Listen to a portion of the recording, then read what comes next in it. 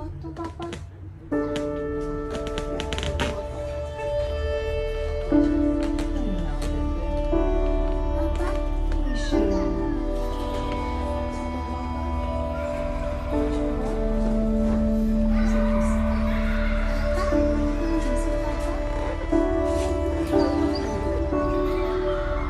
Heavenly Father, we thank you for today. We thank you for bringing us together. We thank you for love. We thank you for family. We thank you for love. We pray that you continue to bless us and bless them and bless everybody help them through this transition. We pray that you continue to look after us and give us the strength necessary to go through this. We pray in the name of your Son, Jesus Christ. Amen. We thank you, Lord God, for your love.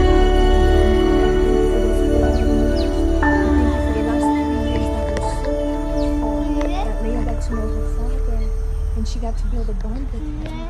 And today we release him back in your hands, Heavenly Father. Amen. Amen.